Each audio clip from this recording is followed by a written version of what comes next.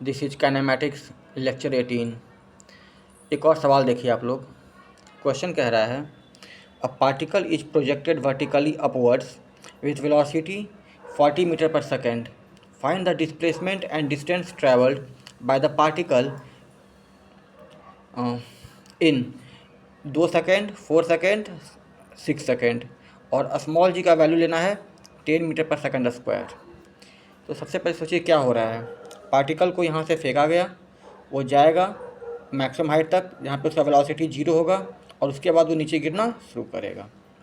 तो सबसे पहले हम लोग वो इंस्टेंट ऑफ टाइम निकालना चाहते हैं जहाँ पर कि वो मैक्सिमम हाइट पे होगा। तो देखिए लगा देंगे v is equal to u plus a t. Final जो ये है मैक्सिमम हाइट, वहाँ पर वेलोसिटी कितना होता है 0, तो कर देंगे 0। u का वैल्यू कितना हो जाएगा 40, और g का वैल्यू क्या होगा -10, क्योंकि ऊपर का डायरेक्शन हम लोग पॉजिटिव माने हैं, नीचे का डायरेक्शन नेगेटिव माने हैं। तो हो जाएगा -10 इंटू टी। सबको सॉल्व करेंगे तो t का आ जाएगा वैल्यू 4 सेकेंड, यानी कि 4 सेकेंड के बाद जो पार्टिकल है वो कहाँ पर होगा मैक्सिमम हाइट पर। तो अब सोचिए कि जब यहाँ से फेंकेंगे तो 4 सेकेंड के पहले तक कभी यहाँ पहुँचा होगा, फिर यहाँ पहुँचा होगा, फिर यहाँ पहुँचा होगा। तो 4 सेकेंड के पहले तक अगर यहाँ पहुँचा है तो डिस्टेंस भी यही होगा, डिस्प्लेसमेंट भी यही होगा। यहाँ पहुँचा तो डिस्टेंस भी यही होगा, डिस्प्लेसमेंट भी यही होगा। लेकिन 4 सेकेंड के बाद जब वो नीचे गिरना शुरू करेगा, सपोज कीजिए वो यहाँ से यहाँ गिर गया, ठीक है, तब डिस्प्लेसमेंट क्या होगा, यहाँ से चलना शुरू किया था, यहाँ पर पहुँचा, ये हो जाएगा डिस्प्लेसमेंट। लेकिन डिस्टेंस कितना होगा, ये दूरी तय किया और फिर ये दूरी तय किया, यानी कि ये पूरा दूरी क्या हो जाएगा डिस्टेंस। तो देखिए मैक्सिमम हाइट पर वो 4 सेकंड पे है, यानी कि उसके पहले 2 सेकंड और 4 सेकंड के लिए डिस्टेंस और डिस्प्लेसमेंट दोनों सेम होगा। तो पहले बात करेंगे हम लोग 2 सेकंड के लिए, तो s का वैल्यू होता है ut plus half A T square. t का वैल्यू 2 सेकंड ले लेंगे तो निकल जाएगा हम लोग का वैल्यू 60 मीटर, यानी कि 2 सेकंड के बाद उसका डिस्टेंस और डिस्प्लेसमेंट दोनों कितना होगा 60 मीटर, कहाँ ऊपर की तरफ। अब बात करेंगे 4 सेकंड के लिए, उस समय वो कहाँ है मैक्सिमम हाइट पर। तो मैक्सिमम हाइट के लिए भी क्या हो जाएगा डिस्टेंस और डिस्प्लेसमेंट सेम। तो s बराबर U T plus half A T square में t का वैल्यू डाल देंगे 4, तो वैल्यू आ जाएगा सॉल्व करने पर U T minus half A T square, T का मान 4 ले लेंगे, 160 माइनस 80 मीटर। अब बात करेंगे 6 सेकंड के लिए, तो 6 सेकंड के लिए हम लोग पहले डिस्प्लेसमेंट निकाल लेते हैं कि डिस्प्लेसमेंट कितना होगा, ठीक है। तो डिस्प्लेसमेंट के लिए क्या लगाएंगे, क्योंकि हम लोग जानते हैं कि s बराबर U T plus half A T square क्या होता है डिस्प्लेसमेंट का इक्वेशन। तो इस इक्वेशन में t का वैल्यू 6 डाल देंगे, तो हो जाएगा 40 इंटू 6, क्योंकि इनिशियल वेलोसिटी कितना है 40 along upward direction, minus half into T square, यानी कि 6 इंटू 6, और a का वैल्यू कितना है g -10, वो डाल देंगे -10। सॉल्व करने पर आ जाएगा 60 मीटर, यानी कि 6 सेकंड के बाद देखिएगा 6 सेकंड के बाद वो यहाँ से, यानी कि t बराबर 0 पे चलना शुरू किया था, 6 सेकंड के बाद वो यहाँ पर है, तो ये डिस्प्लेसमेंट कितना हो गया 60 मीटर। अब कह रहा है डिस्टेंस निकालने के लिए, ठीक है। तो हम लोग जानते हैं कॉमन सेंस है कि डिस्टेंस कितना होगा, ये डिस्टेंस और प्लस ये डिस्टेंस, ठीक है, क्योंकि पहले यहाँ से यहाँ ऊपर गया होगा और फिर नीचे गिरना शुरू किया होगा, यहाँ पे पहुँचा है, तो टोटल डिस्टेंस कितना ट्रैवल करेगा जाने का दूरी और प्लस नीचे आने वक्त जितना दूरी तय किया था। तो हम लोग जानते हैं कि 4 सेकंड के बाद वो मैक्सिमम हाइट पे था, तो 4 सेकंड के बाद कितना आया था हम लोग का डिस्प्लेसमेंट 80 मीटर, यानी कि मैक्सिमम हाइट जो है वो कितना है 80 मीटर। तो ये कितना हो जाएगा 80 मीटर, और फिर अभी जस्ट निकाले हैं 6 सेकंड के बाद कि ये दूरी कितना बचा निकल गया है 60, तो ये कितना बचेगा, ये पूरा 80 है, ये 60 हो चुका है, तो ये कितना हो जाएगा 20। तो डिस्टेंस कितना हो जाएगा, ये जाने वक्त 80 मीटर और प्लस 20 मीटर वो जो नीचे आया है, तो 80 और प्लस 20 हो जाएगा 100 मीटर।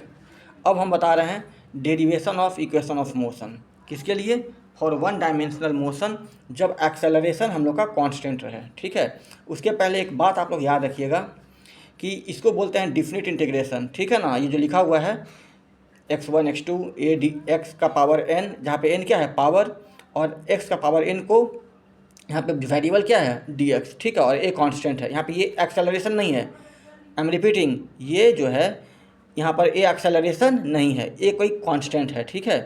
तो जब हम लोग इंटीग्रेट, इसको बोलते हैं लोअर लिमिट, इसको बोलते हैं अपर लिमिट।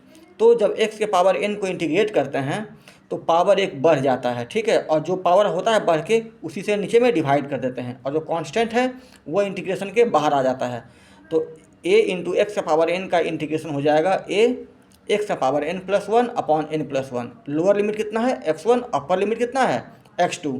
तो लिमिट कैसे हटाते हैं, इस वेरिएबल में पहले अपर लिमिट डाल देते हैं और सब कुछ वैसे ही लिख देते हैं, और फिर बीच में लिखते हैं माइनस, वेरिएबल में लोअर लिमिट डाल देते हैं और वैसे ही लिख देते हैं।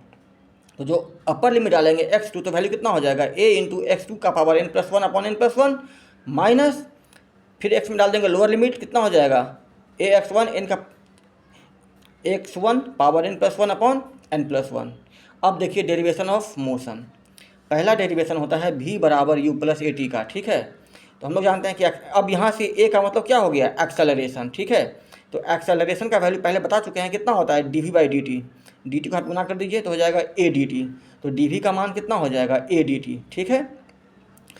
अब यहाँ पे dt, यहाँ पे dv है, दोनों साइड लगा देंगे इंटीग्रेशन, ठीक। तो इंटीग्रेशन लगा देंगे। अब समझिएगा लोअर लिमिट कि हम लोग, और यहाँ पे dt का इंटीग्रेशन है, तो t का लोअर लिमिट है 0, ठीक है। यानी कि जहाँ से ऑब्जर्वेशन शुरू हुआ उसको ले लिए t बराबर 0, और जिस समय ऑब्जर्वेशन शुरू हुआ मान लिए कि उस समय वेलोसिटी रहा होगा u। जिस समय ऑब्जर्वेशन बंद करेंगे उसको मान लेंगे टाइम इंस्टेंट t, और जिसमें ऑब्जर्वेशन बंद करेंगे उस समय मान लेंगे कि t टाइम पर, t इंस्टेंट पर पार्टिकल या बॉडी का वेलोसिटी रहा होगा v। ये dv है, बाहर में क्या है 1 को क्या लिख सकते हैं v का पावर 0। तो जब इंटीग्रेट करेंगे तो क्या होगा v का पावर 0+1 अपॉन 0+1 यानी कि v, समझ लिए। यानी कि dx का इंटीग्रेशन x होता है, तो जब dv को इंटीग्रेट करेंगे तो क्या आ जाएगा v, और यहाँ पर a जो है कांस्टेंट है, इंटीग्रेशन के बाहर आ जाएगा, dt का इंटीग्रेशन हो जाएगा t। तो यहाँ से क्या आ जाएगा वैल्यू v = a dt। यहाँ पे लिमिट्स कितना है u और v, यहाँ पे कितना है 0 और t, ठीक है। तब देखिएगा, तो अब जब dv का इंटीग्रेशन v हो गया है तो upper limit minus lower limit कितना हो जाएगा v माइनस यू, और a t लिख दिए हैं, अपर लिमिट t है, लोअर लिमिट 0 है, तो a t माइनस 0, तो यहाँ से u उधर जाएगा तो क्या हो जाएगा value v = u plus a T, ठीक है। दूसरा इक्वेशन होता है s = ut plus half A T square. Proof देखिए, v का वैल्यू कितना होता है ds/dt, तो यहाँ पे ds रहने दीजिए, dt को v के साथ गुना कर दीजिए, तो क्या हो जाएगा ds बराबर v dt। अब v का value in the terms of t कितना निकाला है हम लोग u प्लस ए टी, तो ds का वैल्यू हो जाएगा u plus a T D T, ठीक है। दोनों साइड लगाएंगे इंटीग्रेशन। हम मान लिए जब ऑब्जर्वेशन शुरू हुआ t बराबर 0 पे और t बराबर t पर ऑब्जर्वेशन बंद हुआ, जिस समय ऑब्जर्वेशन शुरू हुआ हम मान लिए कि पार्टिकल 0 से चलना शुरू किया, उससे पहले क्या हुआ है हमको कोई मतलब नहीं है। हम मान लिए कि जिस इंस्टेंट पे ऑब्जर्वेशन शुरू किए उस समय वो डिस्प्लेसमेंट 0 है उसका, ठीक है। और जिस समय ऑब्जर्वेशन बंद किए यानी कि t टाइम पर, उस समय डिस्प्लेसमेंट कितना है s, तो ds का इंटीग्रेशन हो जाएगा s, अपर लिमिट s है, लोअर लिमिट 0 है, तो s माइनस 0। अब देखिए इस साइड ये क्या हो जाएगा u dt, u है इनिशियल स्पीड, ठीक है, और u कांस्टेंट है, बाहर आ जाएगा, तो dt का इंटीग्रेशन हो जाएगा t, और a भी बाहर कॉमन, ये कांस्टेंट है, बाहर आ जाएगा, तो t है, t का इंटीग्रेशन कितना हो जाएगा t का पावर 1+1/1+1 यानी कि t² 2। तो ये वैल्यू कितना हो जाएगा ut plus half A T square. Limits क्या होगा 0 और t, जो अपर लिमिट डालेंगे t तो हो जाएगा ut plus half A T square, और जब लोअर लिमिट डालेंगे तो हो जाएगा 0 और प्लस 0 यानी कि s का वैल्यू हो जाएगा ut plus half A T square. The next equation of motion is v² = u² plus 2as। इसका प्रूफ देखिएगा, हम लोग जानते हैं कि a का जो वैल्यू होता है वो होता है dv/dt, ठीक है। ये हम लोग पहले पढ़ चुके हैं कि एक्सेलरेशन का मान कितना होता है dv/dt। एक बात याद रखिएगा आप लोग, कभी कभी इससे भी सवाल बनेगा, ठीक है। तो हम लोग क्या किए कि ऊपर नीचे ds से गुना कर दिए, तो ये क्या हो जाएगा वैल्यू dv/ds × ds/dt, और s क्या है पोजीशन, ठीक है। तो ds/dt क्या देता है वेलोसिटी, तो ये हो जाएगा v dv, और नीचे में क्या बचेगा ds, ठीक है। तो क्या हो जाएगा value v dv upon ds, ds आप गुना कर दीजिए तो क्या हो जाएगा a ds बराबर v dv। ये बात याद रखिएगा, ये कभी कभी न्यूमेरिकल बनाने में हमको हेल्प करता है कि कभी कभी आपको वेलोसिटी का एक्सप्रेशन टाइम के रेस्पेक्ट में नहीं देगा, डिस्प्लेसमेंट के रेस्पेक्ट में देगा, और कहेगा निकालो एक्सेलरेशन। तो बस कुछ नहीं करना है, अगर वेलोसिटी का expression in the terms of displacement है तो इसका इक्वेशन का यूज करेंगे, ठीक है। तो यहाँ पे वैल्यू कितना हो जाएगा, a इंटू डी एस और बराबर वी डी वी, दोनों साइड इंटीग्रेशन। हम मान लिए कि इनिशियल स्पीड कितना है 0, फाइनल स्पीड कितना है v, ठीक है। जिस समय ऑब्जर्वेशन शुरू हुआ यानी कि इनिशियल वेलोसिटी u था, हम मान लिए कि डिस्प्लेसमेंट 0 था, और जब ऑब्जर्वेशन बंद किए तब वेलोसिटी v हो गया है और डिस्प्लेसमेंट s हो गया है, ठीक है। तो यहाँ पे फिर से इंटीग्रेट करेंगे तो क्या हो जाएगा, s माइनस 0 यानी कि s यहाँ पे हो जाएगा v square by 2 minus u square by 2, दो एल्सियम यहाँ पे भेज देंगे तो वैल्यू हो जाएगा वी स्क्वायर बराबर यू स्क्वायर प्लस 2as। इसके आगे हम लोग नेक्स्ट वीडियो में बात करेंगे जिसमें कि हम लोग कुछ न्यूमेरिकल देखेंगे। Till then thank you.